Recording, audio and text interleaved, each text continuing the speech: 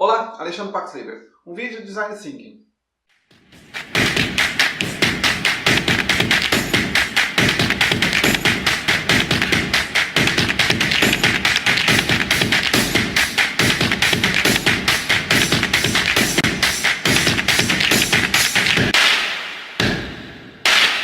Mas antes de começar, é o seguinte, eu vou fazer uma prestação de contas aqui, conversar com o pessoal que assina o canal. Se você não é assinante recorrente, não quer ouvir, eu vou botar na descrição do vídeo o tempo onde eu começo a falar de Design Thinking, que é o encerramento da minha fase de explicação teórica do Design Thinking. Então, aqui embaixo na descrição está o tempo exato que você pode saltar para pular esse meu início de conversa com o pessoal aqui do canal. Vamos lá. Peço mil desculpas. Essa seria a terceira semana que os vídeos não estão muito equilibrados, ou seja, não estou colocando certinho. Quem acompanha o canal há mais tempo sabe que eu era religioso com minhas publicações. Nas últimas 2 semanas eu estive doente e estive montando o meu curso de oratória para colocar na plataforma da Udemy. E nessa última semana eu era para ter sido regularizado, era para ter começado a regularizar. Entretanto, na segunda-feira eu tinha montado um vídeo de opinião sobre aquela confusão que deu entre o pessoal do Coisa de Nerd, do canal Coisa de Nerd, que é um canal bastante antigo, e o Nando Moura. Mas eu não vou entrar nessa polêmica. Como eu já tinha falado aqui, eu estou tentando evitar falar um pouco de política, eu estou cansado de falar tentar defender algum lado ou falar algum lado, isso eu já faço há muito tempo. Talvez eu tivesse imbuído de uma discussão que tive durante a semana com um amigo meu que é de esquerda e queria colocar um pouco a mais. Mas enfim, não vou entrar. Então a única coisa que eu acrescento àquela discussão é que o Nando Moura, e eu deixo bem claro que eu não gosto, quem acompanha sabe no meu canal também, eu não gosto de ninguém muito extremo. Eu acho que o extremo é ruim. Tá? E toda vez que eu vejo alguém se colocando como, se você não é do meu lado, você não lê, você é burro. Eu não gosto desse tipo de situação. Então isso me faz criar uma certa aversão a Nando Moura. Mas ele coloca no seu vídeo que a direita prega o Estado mínimo. É mentira, a direita também prega o Estado grande, sobretudo para controle de costumes, de comportamento, enfim. Quem vai pregar o Estado mínimo é o pessoal liberal. Isso é uma bandeira que o pessoal de direita às vezes se apropria do pensamento liberal, tá ok? Só isso que eu vou colocar.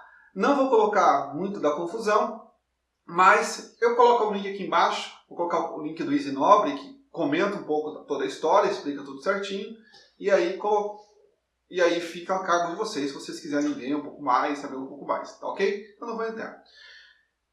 Mas agora vamos falar de mim. Quem acompanha o canal de novo, está sendo um pouco repetitivo, sabe que eu gosto sempre de mudar, eu só estou evoluindo. Quando eu comecei a gravar vídeos, era bem cru, não que eu estou profissional, estou bem longe disso, mas eu estou vendo uma certa evolução. Só que chegou a determinado momento que eu preciso gerar alguma renda daqui, preciso tirar algum faturamento. E quem estuda Design Thinking, quem estuda inovação, quem estuda economia, sabe que isso é um nicho, isso é uma fala de nicho. Ou seja, são poucas pessoas que se interessam. E a proposta do canal nunca foi ganhar dinheiro com ele. Tá? Então, por isso que eu estou lançando um curso online, que eu lanço pela plataforma Udemy, e logo anuncio aqui para vocês e começo a colocar o link. Inicialmente eu estou colocando um curso de oratória. Na verdade não é um curso de oratória, eu chamo de discurso inesquecível, que vai ensinar a como falar bem, como organizar uma boa mensagem, que vai ensinar como ser um alfa no palco. Tá ok? Então, lá eu explico mais, no futuro próximo eu explico um pouquinho mais. Por conta disso, aqui no canal eu vou começar a colocar mais alguns vídeos de discurso inesquecível, até para complementar toda essa teoria. Tá ok? Mas o conteúdo todo estará à venda lá na plataforma da Udemy. Estou terminando de subir os vídeos. É um pouco demorado, depois falamos um pouquinho mais. Outra coisa que eu queria falar com vocês é o seguinte. Vou continuar minha saga agora, Design Thinking. Hoje eu encerro a parte teórica, vou começar a falar nas ferramentas. E eu queria começar também a colocar algumas coisas práticas. Eu sempre vou e volto a falar de economia, eu sei, o Capit lembra muito disso, que às vezes é cansativo falar porque eu tenho uma rotina às vezes um pouco exaustiva, eu trabalho como professor, desenvolvo produtos, e às vezes não tem tempo para montar todo o material. Mas vou talvez fazer alguma coisa de economia. Os meus alunos presenciais estão pedindo um pouco de matemática financeira. Então eu vou colocar alguns vídeos de matemática financeira, como calcular juros, juros compostos, tabela Sacre, tabela Price. E também mais alguns vídeos de oratória e design thinking conforme for o tema. O que eu peço a vocês, que se você tiver uma sugestão, coloque aqui embaixo e conforme for possível já colocando, até para tentar agradar um pouco mais gregos e troianos, tá ok? Mas, final de semana de feriado, tranquilamente vou conseguir regularizar os meus vídeos que estavam pendentes, ok? Então, bora para o vídeo e vamos continuar falando de Design Thinking. Então, para encerrar a parte teórica de Design Thinking, ou seja, a parte onde eu parei lá no meu site, vamos falar um pouco de empatia e intuição e um pouco mais do pensamento do designer e do entendimento da empatia. Como é que funciona essa parte de empatia e intuição? Que é algo que eu vejo bem complexo, na minha opinião. Mas, antes eu queria dizer uma coisa. Muito do que eu vou dizer, para quem não é da área de design, não vai entender muito. Por isso que eu digo, se você quer trabalhar com design thinking, se você quer ter pensamento criativo, trabalhar com pensamento criativo, necessariamente você tem que ter uma atividade criativa. Ok? Ah, mas só se for designer 3D ou músico? Não necessariamente. Porque se você for do business, dificilmente você vai trabalhar com essas áreas. Mas se você não criar uma segunda alternativa, algum hobby, mas um hobby não raramente, um hobby permanente, que você faça todo final de semana, pelo menos a cada 2 semanas, enfim. Se você não tiver um hobby criativo, você nunca vai entender o pensamento criativo. Só entende como funciona o design thinking, o pensamento criativo, quem trabalha com design. Se você é de uma área, digamos, metodológica, uma área de exatas, com regras muito fechadas, por exemplo, contabilidade. Não estou falando mal de contabilidade, já teve gente que falou assim, mimimi de guerrinha de cursos. Não é isso. Se for o caso, a gente fala de engenharia também, não tem problema. Mas fala de contabilidade por quê? Eu acho muito bonita a profissão do contador, que é interpretar a lei, ter toda aquela metodologia, todo aquele trabalho, toda aquela disciplina. Eu admiro disciplina, é uma coisa que eu não tenho. E para você ser contador, você precisa de muita disciplina. Não é meu caso, eu tenho disciplina de horários e tal, mas para sentar e trabalhar com um esforço repetitivo é muito difícil para mim. Quem trabalha com área criativa tem dificuldade com isso, e eu admiro muito. Mas, voltando ao exemplo, se você trabalha com um sistema muito repetitivo, com regras, tem um método, enfim. Se você não desenvolver alguma atividade criativa, dificilmente você vai entender o que é o pensamento criativo, o que é o design thinking. Então, para vocês que já trabalham com pensamento criativo, para vocês que já conhecem um pouco desse pensamento criativo, que é músico, que é pintor, que é enfim, qualquer área da parte criativa, vai entender um pouco mais fácil o que eu quero dizer aqui, ok? Aqui eu vou falar um pouco de empatia e intuição. Ellen Lampton diz que o processo do design criativo é uma mistura de ações intuitivas e intencionais. Ou seja, existem ações que você toma intencionalmente, ou seja, você pensa na ação e realiza. Outras vezes você não está pensando diretamente na ação e você realiza. Então entraria mais como uma questão de intuição.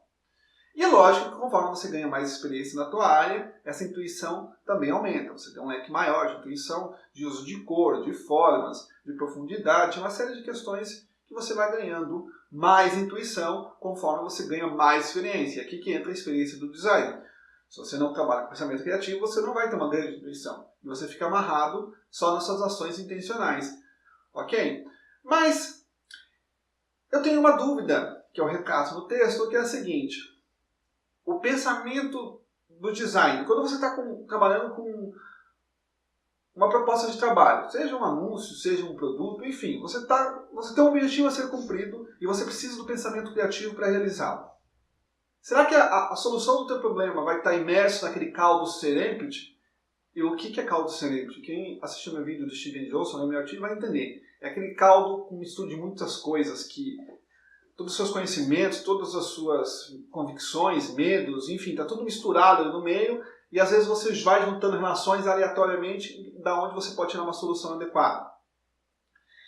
Ou será que é um caminho intuitivo e orquestrado? Ou seja, você tem um direcionamento e com base nesse direcionamento você pega as coisas que você precisa. E aí, você tem algum direcionamento somado com intuição ou você tem uma mistura serênpede de informações e que aleatoriamente, lógico, com a sua intuição fica mais fácil de você entender dentro daquele caldo o que é relevante. Como é que funciona? Eu confesso para vocês que eu penso há muitos anos sobre isso e como eu coloco no texto, eu cheguei à conclusão da serpente de Ouroboros, ou seja, aquela serpente que sempre volta para o mesmo lugar. Eu sempre volto para o mesmo lugar. Então, a conclusão que eu tenho disso, que o pensamento do design é uma mistura de muitas coisas. E eu brinco lá no texto o seguinte, eu fico imaginando alguém tentando anotar um pensamento criativo, ou seja, acompanhar, por exemplo, um designer na criação de um anúncio. Desde todas as pequenas decisões que ele toma para o anúncio, bem como todas as coisas que passaram pela cabeça dele durante o desenvolvimento daquele anúncio. Todo aquele caos, toda aquela confusão. E aí, a partir dessa metodologia anotada, a partir de todos os pensamentos, pegar aquele método que passou pela cabeça do designer e tentar metrificar, tentar anotar tudo e aplicar em outra situação. Não vai funcionar. Por exemplo, agora eu estou trabalhando com desenvolvimento de produto. De repente estou lá com desenvolvimento de produto, aí eu coloco um desenho animado para ter aquele background, aquele som de fundo que eu gosto. De repente eu parei, começo a ouvir um AC/DC e fico nos meus pensamentos sobre a família, minha filha, não sei o quê, e trabalhando ao mesmo tempo. É um caos. E daqui a pouco surge uma ideia lá do nada. Como é que você faz isso? É muito complicado. E aí surge o Design Thinking em 3 elementos importantes para esse vídeo que elencam como é importante essa intuição e esse caldo serênpede. Porque quando você vai... E nela você extrai a empatia, que é a capacidade de sentir como o outro, capacidade de ser o outro. Porque quando você quer desenvolver um produto, dificilmente as pessoas vão conseguir verbalizar o seu produto, o que elas realmente querem. Primeiro, por uma questão de contexto. As pessoas têm dificuldade, e às vezes você tem dificuldade de se comunicar pelo seu contexto. Por exemplo, vou usar o exemplo do texto. Você tem carro? Isso pode ser interpretado, dependendo do contexto, de dezenas de formas diferentes. Pode ser uma situação de emergência, você precisa levar alguém para o hospital, então é uma salvação, é salvar uma vida. Pode ser uma questão de empregatícia, pode ser uma questão de status, uma pergunta de status, eu não gosto muito, mas enfim. Pode ser uma proposta diferente, numa danceteria. Enfim, essa mesma pergunta, você tem carro, em diferentes contextos, elas vão ter funções diferentes. E como é que você interpreta isso? É muita questão de interpretativa. Dependendo do contexto, você vai interpretar essa mesma frase de uma forma diferente. Como é que você extrai isso da pessoa que está te falando? Você tem que ter uma certa empatia. Depois, nós normalmente estamos presos às nossas zonas de conforto. Ou seja, quando estamos imersos lá na nossa zona de conforto, lá onde estamos confortáveis, nós temos atitudes diferentes que quando estamos na rua, por exemplo. Então, se você vai fazer uma entrevista na rua, a pessoa está longe da sua zona de conforto. E ela normalmente tende a mascarar os seus reais desejos, os seus reais problemas. Então, ela sempre vai dar uma maneira de se esquivar de quem ela realmente é, porque ela quer criar uma máscara ali para você. E, por fim, todos nós temos dificuldade de linguagem. Eu, a toda hora, estou conversando com vocês aqui, procurando palavras para representar um pensamento, para representar uma fala, para representar uma ideia. E como é que você verbaliza isso? A maioria das pessoas tem muita dificuldade de verbalizar. Então você, diante disso, linguagem, zona de conforto, contexto, você precisa... Você nunca sabe se o que a pessoa quer te passar, quer te mostrar, é o que ela realmente quer. E cabe a você interpretar. Por isso que você precisa de tanta empatia e tanta intuição. Porque você precisa, diante desse caldo, sentir o que a pessoa quer, emergir no mundo dela para realmente entender o que as pessoas querem. Por isso que empatia e intuição andam juntas. Tá ok? Gostou do vídeo? Curta, compartilhe.